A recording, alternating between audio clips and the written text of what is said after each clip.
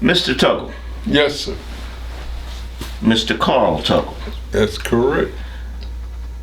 I understand that a couple of days ago you made it into Kappa Alpha Psi fraternity. Well, you said a couple of days ago. You're right, you're wrong.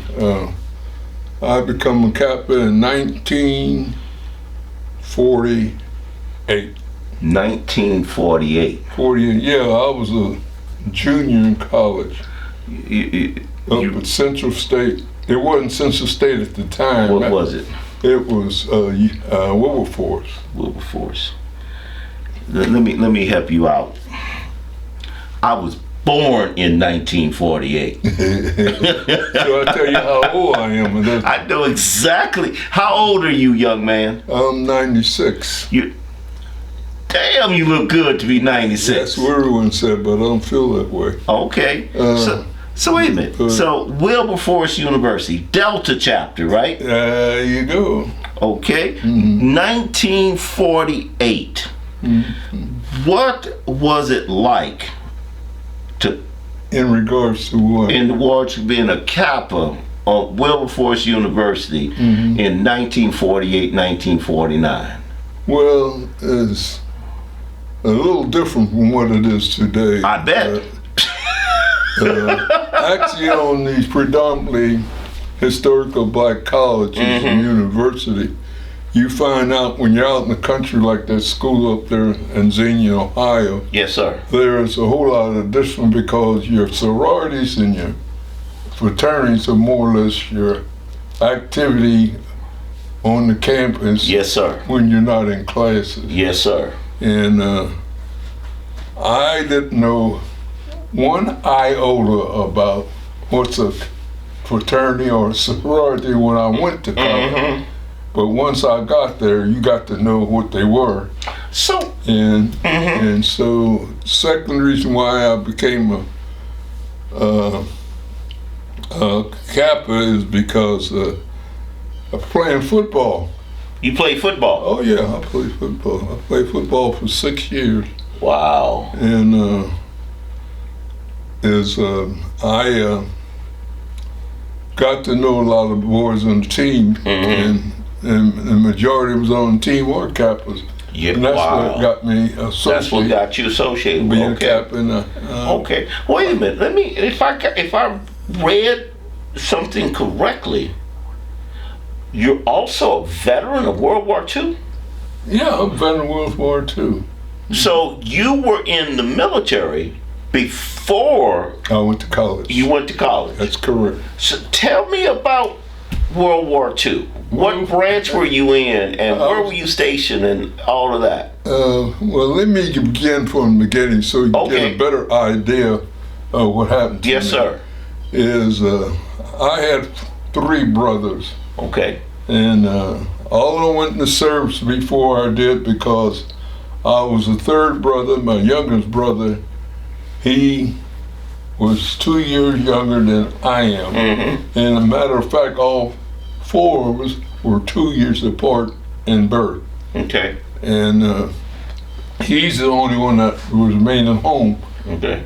And when I graduated from high school in 1943, you wasn't thought about. They weren't even, I wasn't even a dream in my daddy's eyes, okay?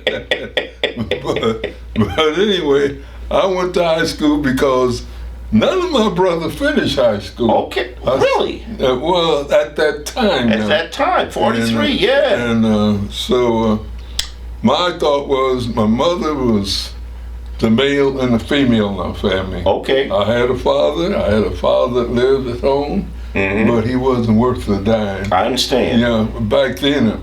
I understand. And so my mother said, when are y'all gonna finish high school? She pointed me out. And you're it. And I'm it. And all right. She more or less helped me and striving to help me get through school. Okay. There's a house right across the street up there. The son lives over there, but his father was my father. Because my father didn't do nothing to help us. Okay. So he helped me a whole lot, and my oldest brother helped me a whole lot in getting through school. Okay. So in 1943, January the 24th, 1925, that's when I was born. And January, my birthday, I turned 18 when I was a senior in high school. Okay. And what happened, that's when your government of the United States went through that transition. That draft. And admitting all black personnel to any branches. Yes, a lot of sir. people don't realize when he said branches, he didn't say he's going to integrate. He said he's going to make all black to any branch they wanted to go into. And actually, I observed it and said this to myself, that if I have to go in the service, I'm going to the Navy because I don't want to be doing what a soldier does. Okay. My father was in the Navy, World War II. Yeah. And so I had the opportunity to choose to go into the Navy because what they explained to me, I said, no, I'm going to finish high school before I go in the service.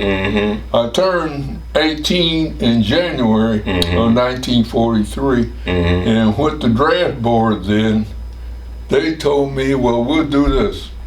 You can finish high school, and once you're out of high school, you turn 18, and you call us a report to the board. Draft board, they don't have such thing now.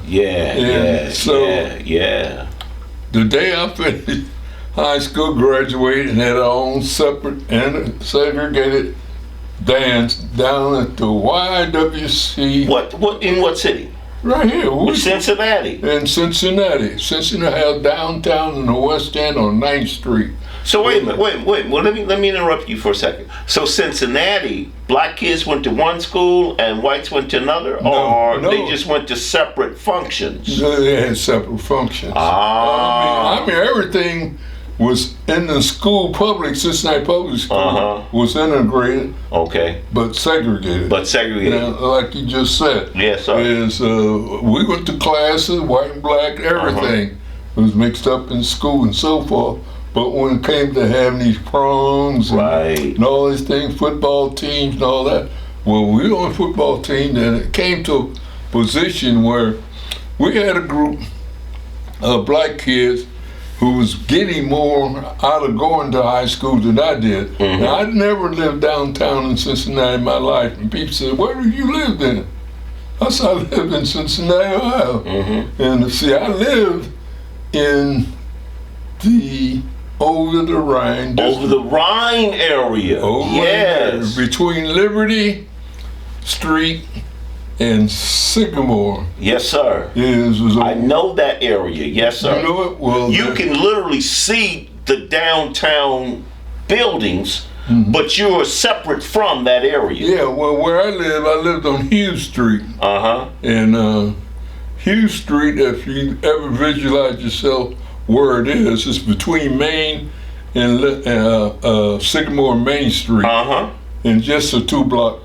And that's the only place black lived there. Yeah, it was a very small, narrow space. Yeah. We got one more area to go to down there, Milton Street. Okay. I don't know if you know where Milton Street is. I don't know where Milton is. All right, Milton Street, Sycamore Hill. We get Liberty and Sycamore. Okay. Going up that hill. Okay. The first street on the right is Milton. Wow. And Milton Street runs from Sycamore all the way up to Howland Avenue. Okay. And there was a 1-story house there. My mother was doing day work then because she was a licensed beautician way back then, and she went to Porter School, which was in Indiana, Indianapolis. And she had to stop and give it up because of the smoke and the hair grease they used. Yeah. You know, they had those smoke irons then. Right. And she was breathing in this all the time. Yeah, she breathed that in all the time. And that was the only result in regards to why she was doing day work. And lucky, she was working for some Jewish peoples out here in Avondale. Okay. Wasn't no black living in Avondale. No. Then. And and it happened so fast that we had to move on the run in regards to being together. And our mother said, we're going to stay together. Okay. And so he told her she could stay, we could live in his bedroom apartment out in Avondale. And she said, no, I want my own place. And he found the house that he had on Milton Street, and he rented it out to her. And that was the only house on Milton Street where black folks lived. Wow. And, okay. So you were talking about, so y'all went to prom, so blacks and white went to different prom. Oh, yeah. All right. And after the prom, you went in the military? No, I didn't go in the military. Right after I graduated from high school, well, the draft board called me, like they said, and next week I was at Great Lakes, Illinois training base. Wow. So I volunteered for the Navy. Okay. And soon as we got to Illinois, in Chicago, Illinois, a bus came out and picked us up and took us out to Great Lakes, out in Waukegan, Illinois. Yes, sir. U.S. Naval Base. Yes, sir. And so that's where integration, but you're still segregated. Right. Now, my father told me, and I think he was at Great Lakes for a period of time, that they practiced, but they only had wooden guns. Yeah. The black had they wouldn't give the blacks real guns at when he was in training. He could only use they only drill with wooden guns. Yeah, well, there's a little more to that. Okay. Than what it is. Actually, almost 9% of our training was marching. Right. We weren't given no assignment or anything. Okay. Before going to training school. Okay. And the guns that we used on the practice field were wooden guns. Right. That's what he. Yeah. Okay. But actually, ammunition was used in a real gun, a 22 rifle. Right. It was at a practice range. Okay. One day. That's the only. Okay. That's the only train. Okay. We had as far as. So in the Navy, what was your? And now I was in the Army, and they call it MOS. But what were you trained to do in the Navy? I wasn't trained to do anything. Oh. According to what? Sound like my dad. Now listen to this. See, it's a long story. Take your time. Because soon as we hit that training base, the naval training base out in Waukegan, Illinois, that we had personal belongings because we hadn't been issued no military equipment. And black and white, we all came from Cincinnati, Ohio, terminal down there. Black and white, some of them coming out of Kentucky, some of them coming out of Indiana. And some coming out of Illinois. Yeah, and we rode that train, black and white sound, all the way up to Chicago. And got to Chicago, that bus picked us up and took us out. We didn't know where we were going. Right. And they never would tell us. So we got up there to the training base, and they said, 2 sailors came out and met us, white sailors, and they said, I want all you black individuals, they didn't use the term black, they're Negroes. I know, they didn't say black, I know. They might have used another word. Yeah, and you line up over here, and all you white individuals line up over. So then they separated you at this point. There you go. Wow. See, integrating segregation. But integrated segregation. Truman's the one told you about. Yeah. And he did. He integrated all the basis element of training for a naval person. But in reality, it really wasn't. I mean, y'all were together, but you were still separate. We were still separate. I got you. We had separate barracks and everything. And we were on the base, and all the train, all black, all black. What you call chief petty officer would train us to do what? To march, That's mainly what we did. Okay. Down the practice field, and each week, a group from your barrack we were in, they were assigned to doing KP. Okay. Okay. Now, I know KP. I did my share. You don't know KP? I'm Army. Right. And I'm Vietnam. Okay. KP. Yeah, I know. Kitchen police. Yeah. And, so. Wait, did y'all have grease pits? Huh? Did y'all have grease pits? Greaseman? Grease pits. No. Okay. In the Army, we had these great big huge pits that collected the grease. Yeah. And the worst job you had was to get down into this pit as big as this room and clean out the grease. That was the worst one. But anyway, go ahead. Yeah, so everybody asked me, well, what kind of training you have? I said, I didn't have any training before it was personal training. But we didn't know at the time. We marched almost half a day every day. That's all we were doing, trying to go up and down the parade ground. Okay. Hip hop, left shoulder, right shoulder. Okay. And so after 9 weeks of training, what they call basic training, we were given 1 week to go home and report back to Great Lakes, Illinois. And when we got back, well, we were assigned to what they call a school, and they gave us a skill test. And we never found out what the results of them skill tests was, but they came out and told who passed and didn't pass. A skill test? Yeah.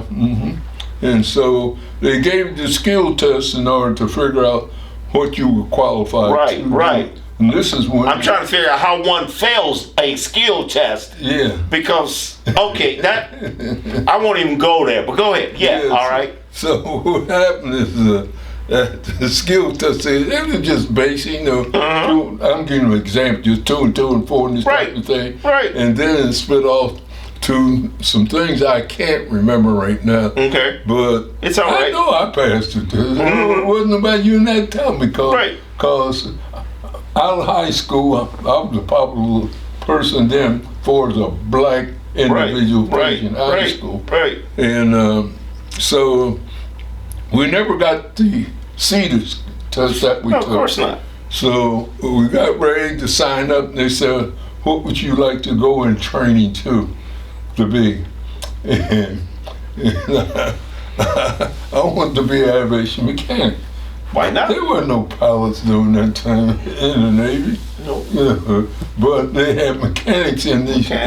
There was only 3 basic places: Tuskegee Institute, Great Lakes, Illinois. I can't. There was one in was it not DC but someplace up north. Okay, but go ahead. Yeah, what, Great Lakes? Yeah, Great Lakes. Great Lakes, yeah. And they came back and told us individually, they decide who's going to do what. And when it came to my turn, the man said, you didn't pass the test. So, but we're going to have you in general detail. And general details, they assign you anywhere they want to put you. Right. See? And we find out that 99% of us failed the test. Failed the test. It doesn't make sense. No. And but the majority of the black sailors that came in with the group I was with had finished high school. Right. And there's 2 or 3 of them had been in college too. Right. Which means that y'all more than that should have passed this basic skills test. 2 and 2 is 4. I laugh when you say that because when I tell you what I'm going to tell you, you ain't going to believe it. Hit me. So what happened is we wasn't given no assignment. We was in general detail up at Lake up there. Yeah, right up there. And so they gave us general detail, and we had to get out of the barracks every morning and report, have breakfast, and they go out and they had a pool where you had to wait to see what's going to happen to you that day for his work. And we did mostly picking up trash. Picking up trash, yes. Yeah, with a little stick on the end, walking around with a bag. Yes. We was doing it on the base now. and working in the officers' quarter, clean up the officers' quarter. That was our assignment. When people talk about assignment, so finally we didn't know what was going to happen to us. Right. And they, at that time during World War II, kept everything from you as an individual as far as being assigned somewhere and where you're going. Right. And so one day they had our leader in the group come and tell us all, so we're being shipped out tomorrow. Where we're going? They didn't tell us. And we packed up duffel bags that night, and that next morning, the buses took us back into Chicago, Illinois, and they put us on a train. And we went back to Chicago, and they took off. That train took off and took us all the way to St. Louis, where you from? St. Louis, Missouri. Yeah. And we found out the first tie of segregation because I was born and raised. I was born up there on Burnett Avenue. You know where Burnett? I know where Burnett Avenue. It was called General Hospital. General Hospital. That's okay. where I was born. I was raised in Cincinnati. Okay. Born and raised in Cincinnati. Okay. And I've never been segregated before, except in the city where you have private business. Right. Okay. Right. You know, like the skating rinks, the shows, and all. Right. Everything was segregated. See. Yeah. And coming up like that, well, you're used to it. Yes, sir. And I was used to doing it. So, Yes, sir. So when we got there, we got on that train with the St. Louis, Missouri. We switched trains in St. Louis and got on that train. And boy, that was a miserable part of our life. It was because we rode on that train, you're not gonna believe it, a day and a half. Wow. Cause we hit Texas. Well, where are y'all going? We don't know. They said, y'all went to Texas in 1944. Well, it was 43 then. 43. Yeah, 43.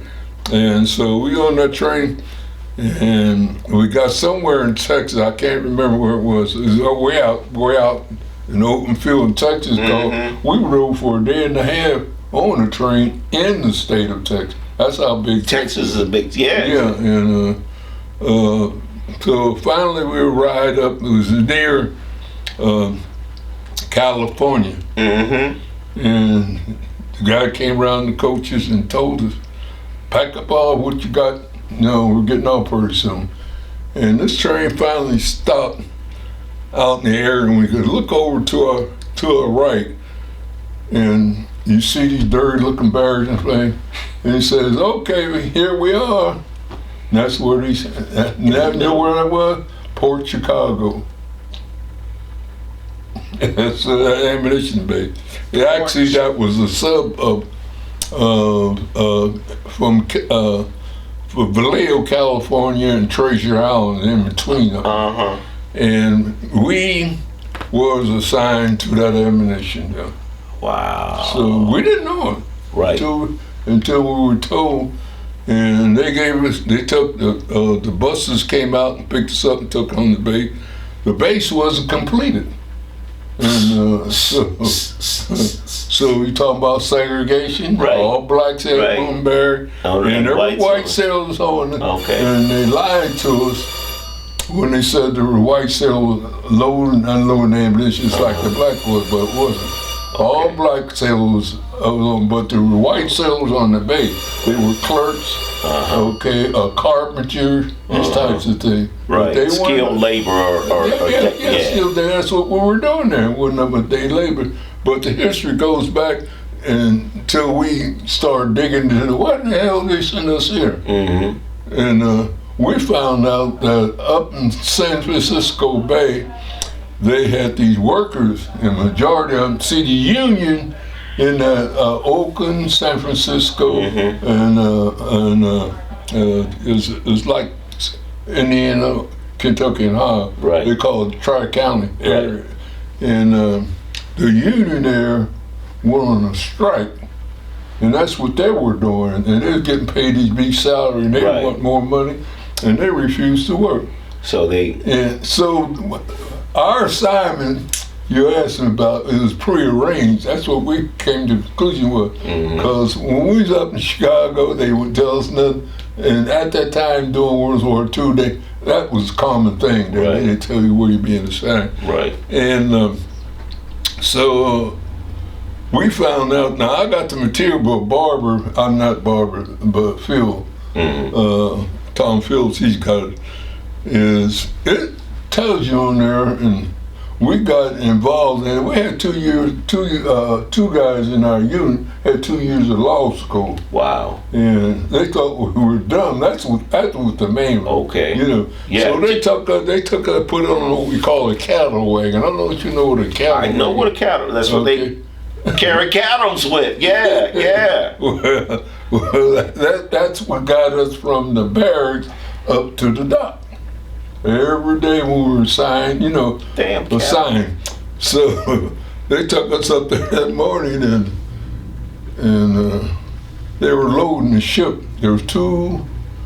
Well, one wasn't being. There was 3 ships there, but 2 were being loaded. And what happened is they were telling about how they load the ships.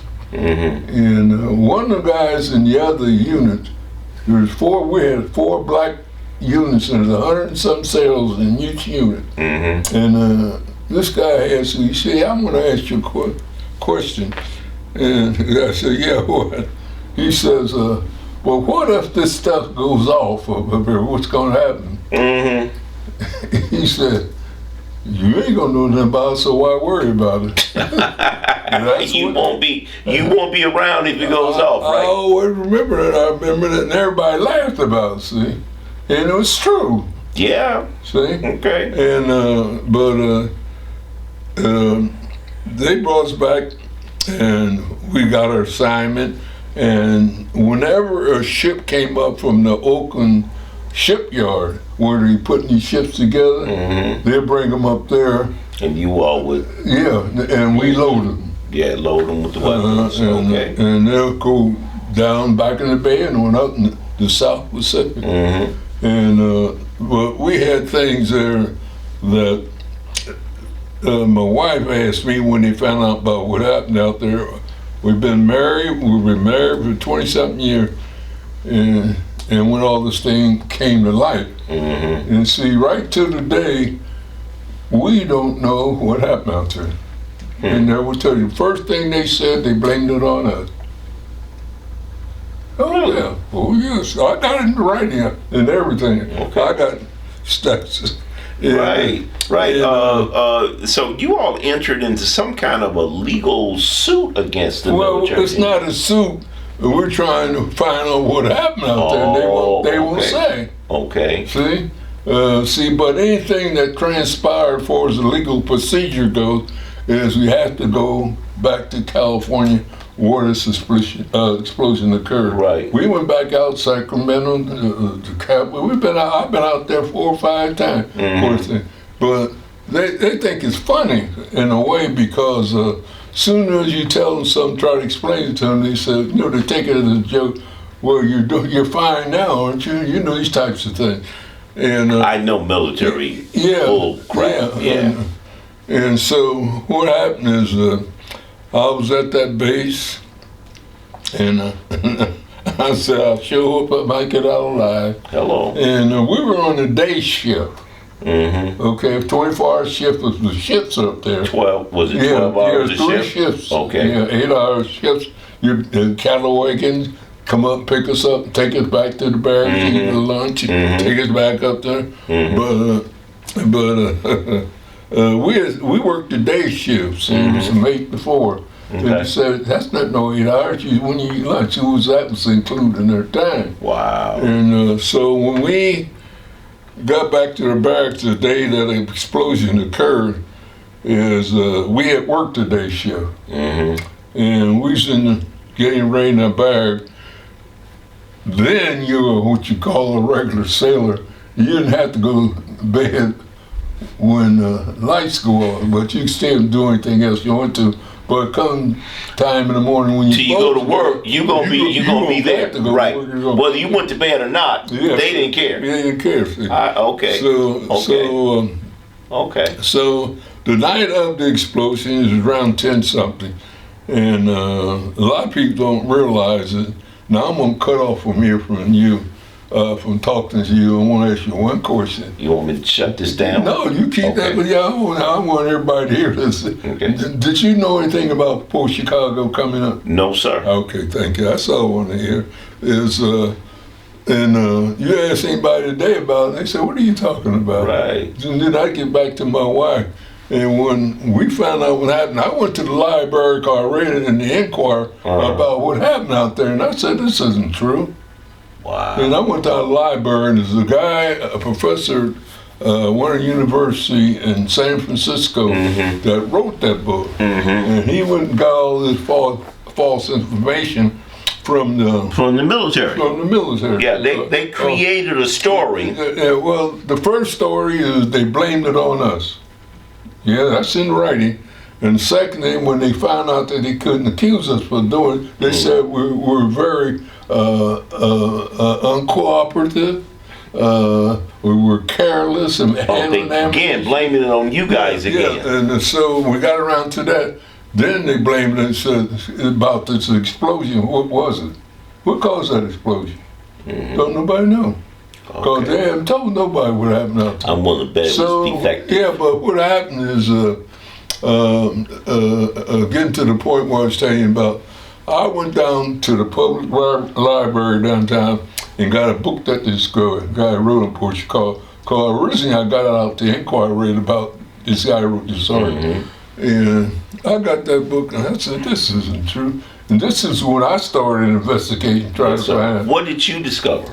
What did you discover? I ain't discovered nothing. Okay. Nothing tell a bunch of But the thing that I discovered that, see, the night of that explosion, there were officers in the Navy who were training down at St. Alamo's. You know where St. Alamo is, down in Southern California. Southern California. And they were working on this atomic bomb. And they were at that base the night before the explosion. You get me? I hear you. All right. And now, why were they up there? What were they doing there? Right. What were they doing there? And what did they screw up when they were there? Well, they had pictures of it, and they found out that the picture were fake picture because they wasn't on paper, the correct paper, what they said it was. You know, for the material. At that time, they said they didn't make that type of paper. That kind of paper. So, okay. So so that went down the drain, and he came back with to blame it on the explosion. And we were talking about blaming it on the explosion. He says, well, it had to do something with that atomic bomb. Right. Okay. So what happens when you're working on a place like that, even whether it's a service or you're in private, is they bring that ammunition in down. Right. And what happens, they box it in. Yeah. At what they call depots, because in the hot days out there, the explosion will blow up in the boxes if they're too hot. Yeah. So that they build these big walls, or they're made out of logs, like you see on street poles, and around them. Right. And to keep them from getting too them too hot. And, And whenever they need them, they got a train that comes down there. And get them. Main jobs come down and get them box cars and bring them up to put them on dock. So they felt about, well, what docks was on their base when the explosion went off? And see, they got a catalog. I got the material, the number of boxes, the number that are on the boxes, and two of them box numbers didn't show up. Those are the ones that exploded. Well, no, that's not, I don't know whether it happened or not, but they disappeared. They disappeared, right? Yeah. So, and what happened to them? Yeah. We don't know. We don't know. I mean, as far as I know, they don't know. Maybe they do know. But So you do your military stint. but the night of the explosion, I was climbing up in my bunk. Okay. And boom! I mean, automatically it's just something that clicks in your head, Right? Because you know what it is, Right. And before I could hit to the floor, boom! Another one. Another one. We know that stuff going on. And our barracks were about a mile and a quarter from the dock. And actually they said, well, what happened to y'all? I said, well, majority of them getting up in our bunks, going to bed. Some of them left, but there's 3 guys and myself. I got out of that bunk and jumped out there and got out of that barracks. They said, I said, yeah, you know, a lot of people don't realize that when you have an explosion, you actually are not in the explosion. But you can feel it. It depends on how far you're from the explosion. Right. But you know what the big factor is? What? Is the percussion. Yeah, just like thunder. Right. Yeah, and the percussion there blew all the windows out. Wow. But it blew them out. That's a major explosion. Yeah, and blew. I don't see this going. But anyway, I had a big scar in my hand. Wow. But it blew the windows out. Windows out, the glass but shattered. The was still standing there. Wow. But below everything that was put in glass is gone. It's gone. Yeah. And so we got out there with the guards. Well, see, they had guard the Marines that guard that base. You know, you couldn't get in and out of that base. Marching around. And so we didn't see no Marines nowhere. Right. So we ran to the guard post where the entrance to the base was, and there was nothing there. Wow. They had about the size of that room there. They had a guard house there where the guard worked and let you in and out of the base. Right. So there wasn't nothing there. Wow. I mean, that little house that was sitting there, he wasn't there. And to this day, there's no one that actually has been able to say what happened. I think there is someone that they know, but but they're not telling nobody. Well, I think the law. I can't get the word out. Not demarcation, but I think law limitation is because the lady we. Statute of limitation. Yeah. Statute of limitation. Yeah. There's a lady. She lives in Washington D.C. She was out in California, but I think it was her father or uncle. Someone was out there on that, and she got together with that thing, and she got us together. She got a good job working with Pratt Grumman airplane parts place, in Washington D.C. now. Okay. And she brought us out there, and we went up to Sacramento one time. We went to San Francisco one time. They wanted to take us down the Alamo and show us that place. I said, I don't want to go down there. And actually, the base itself, they want to take us out there to the railroad base. Right. I said, well, I want to go and see that place for. Yeah. The day I left there, that was last time I saw it. I appreciate that. I appreciate it. They're talking about to go back over there and get all your equipment when the explosion happened. I said, well, I'm going to go back over there. Just let me get out. But I never saw that base the day of that night. Okay. So we went fishing. I told you I like to fish. Yeah, you did. A friend of mine, he had a cousin lives in San Francisco. We went out there and we fishing. And I talked so much about Port Chicago. He said, I'm going to show you where that base used to be. And we went up and that input, when I saw the inlet going on where a body of water was, he said, look way over before you can see land.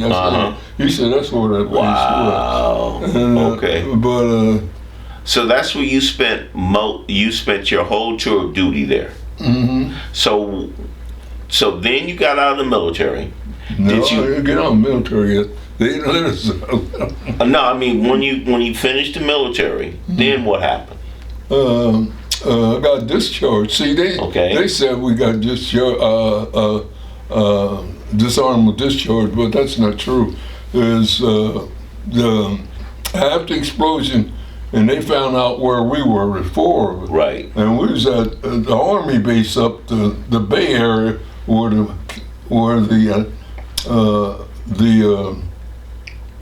can't get it out. But anyway, this Army base was recruiting, shipping, and sending out to the South Pacific, and we could see the ship going up and down that bay with soldiers on going overseas. But anyway, the next day they found us and they took us up to Oakland, California, and put us on a naval base there. And so 2 days later, we didn't get no leave, no one was injured. They put them in the sick bay. But all the officers think that they got to go home, the majority of them. And that next day they took us out and said, where we going? We said, we're going out and line up in the parade ground. We're going out and line up in the parade ground. We ain't going nowhere. Right. But anyway, what happened, he says, okay. And he gave us a little spiel, the officer in charge of our group. And he said, okay, right face. And he said, what, who right face? Where we going? He said, we're going to dock you at the little ships. That's right. And you know what? What? Didn't a soul move. Good for y'all. Okay. Which was good because we had a meeting. See, we weren't y'all weren't stupid, right? No, we weren't stupid. So that made me like before, this guy he was at Howard University at the time when he got drafted, he says, you know, we got guys in here who's married, got family, got children, stuff. He says, he said, my suggestion that each one of you as an individual decide what you want to do. You know, are you going to work on ammunition or not? That's up to you. That's personally for you. And which was good, see? And so what happened, the officer, right, the next day when the guy said, he said, we're going back up to work on loading ammunition on the ship. And he said, that guy must be crazy, the guy in charge of it. So he said her right face and didn't a soul move. Okay. So what happened, he found out that he wasn't going to get us to move. Right. So they marched us back to a ship that we had on the base there in Oakland and put us on that ship and locked us up on that ship. Wow. And so the next day he marched us back out there again. And they had someone else up there. It was the commander of the 12th Nerve District. Wow. That's the guy that's in charge of the whole area. Yeah. And he walked past each individual and asked them, are you going back to work? When y'all said? I said, yeah, I'm going back to work, but I ain't going to load no ammunition. Ain't gonna no I didn't say no to him. Right, but I'm not doing no more ammunition. Okay, all of them that refused to say yes or no was the guys who they locked up was 50 of them. Okay. And them were the one that they had the court-martial on. Wow. See? So they took us and put us back up on that ship, and we stayed there, and they took us and locked us up in the stockade.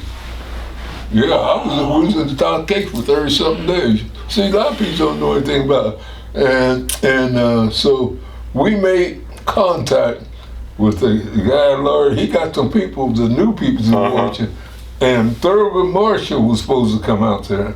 Oh. And but he